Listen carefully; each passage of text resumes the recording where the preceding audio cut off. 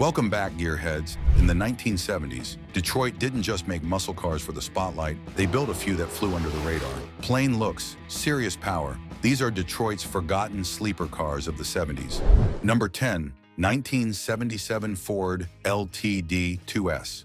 We start at something that wears quite a subdued suit, the 1977 Ford LTD II S. At first glance, it looks more like something your uncle drove to church on Sundays than a car with performance potential. But this unassuming full-size Ford had a secret. When optioned right, it carried the heart of a muscle car hidden behind a wall of chrome, long lines, and padded vinyl. The LTD II was born in the wake of rising insurance premiums and tightening emissions regulations, a time when Detroit had to tone things down. Ford replaced the Torino with this model, giving it a longer, wider body and a smoother, more mature presence. But while it looked like a highway cruiser, under the hood, you could order it with a range of V8s, topping out at the massive 460 cubic inch engine.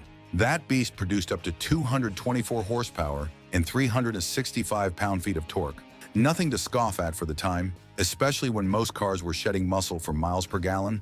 It could go from 0 to 60 in just under 9 seconds, which was quick for a car that looked more at home in a retirement community than a drag strip. Where the LTD II S really stood out was how stealthy it was. No stripes, no spoilers, no growling exhaust, just a smooth, straight body and a grille that wouldn't raise eyebrows. That made it the perfect sleeper. You wouldn't expect it to move the way it did, and that element of surprise gave it an edge against flashier, overconfident rivals. Still, it wasn't perfect. The LTD II was heavy, over 4,200 pounds heavy, and its handling felt like steering a small yacht. Fuel economy was laughable even by 1970s standards, and many buyers skipped the performance options in favor of softer V8s, which made the powerful versions even rarer today. But that's exactly what makes the 1977 LTD II S. It didn't need to shout to be heard. You had to know what it was. And that makes you wonder what other 70s cruisers were hiding muscle in plain sight.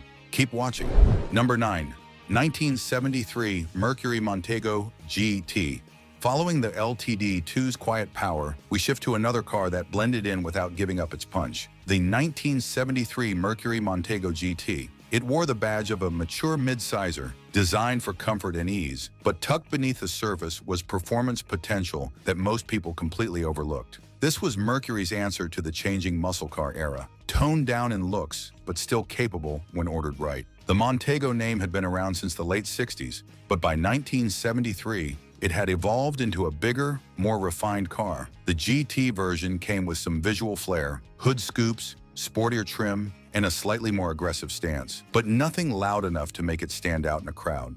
Underneath, however, it shared the same platform as the Ford Torino, meaning it could be optioned with a solid range of V8s. The real gem was the 351 Cleveland, a 5.8-liter V8 that could push out around 266 horsepower and 301 pound-feet of torque in its high-output form.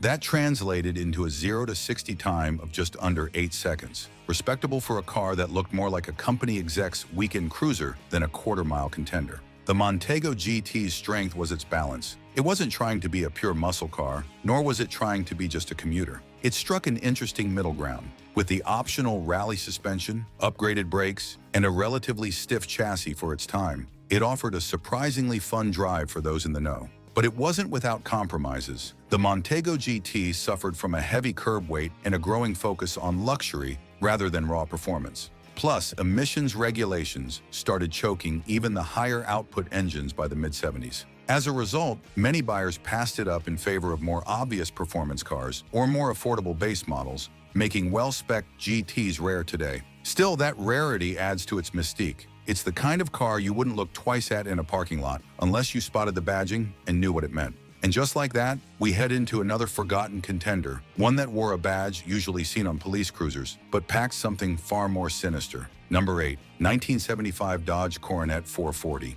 Leaving behind the more refined Mercury Montego GT, we head to a car that looked like it belonged in a police department lineup, but secretly had more muscle than most drivers ever realized. The 1975 Dodge Coronet 440. By 1975, muscle cars were fading fast due to tighter emissions and stricter regulations, but Dodge was determined to keep a spark of performance alive. The Coronet 440 was a key part of that effort, offering an unassuming design and performance that many never saw coming.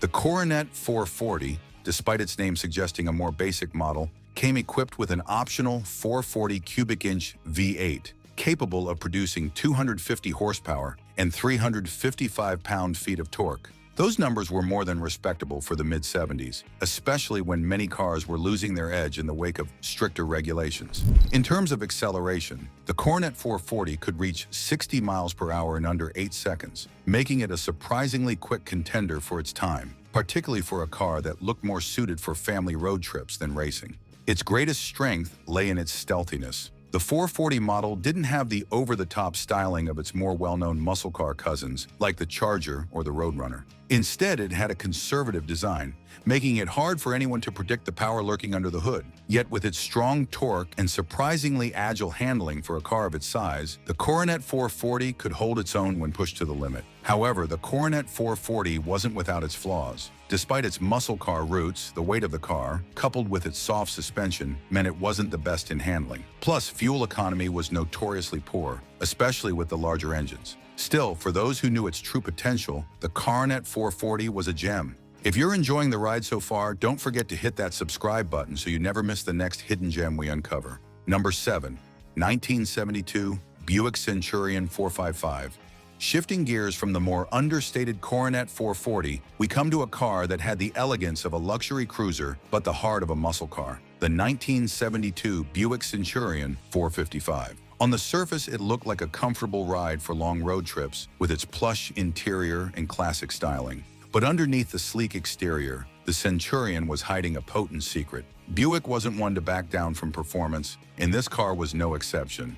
The Centurion 455 came equipped with Buick's powerful 455 cubic inch V8, a massive engine that churned out 230 horsepower and 510 pound-feet of torque. This engine made the Centurion surprisingly quick for its size, with a 0 to 60 time of around 8 seconds. It was a car that could cruise effortlessly down the highway, but also surprise you when you put your foot down. The torque, in particular, was the Centurion's strong suit, giving it the muscle to pull away with ease. With a torque curve like that, it was just as comfortable passing slower cars as it was cruising at a steady pace. But like many muscle cars of the era, the Centurion had its flaws. The large engine and heavy weight meant its fuel economy was far from impressive, something that became even more of a concern in the early 70s with rising gas prices. Its handling, while decent for a full-size car, was no match for lighter and more nimble competitors. The luxury-focused design also meant the car wasn't as raw or aggressive as some of its muscle counterparts. But was that a bad thing? Could the Centurion have been more if it had leaned more into its performance DNA? Drop a comment and let me know. Next up, we explore another model that was as smooth as it was fast. Number 6. 1974 AMC Matador Coupe with a 401 V8. Continuing from the more refined Buick Centurion, we now turn to a car that was as surprising as it was unconventional, the 1974 AMC Matador Coupe with a 401 V8. At first glance, the Matador Coupe may have seemed like just another unassuming mid-size American sedan, but when equipped with AMC's powerful 401 cubic inch V8, it transformed into a serious sleeper. AMC wasn't typically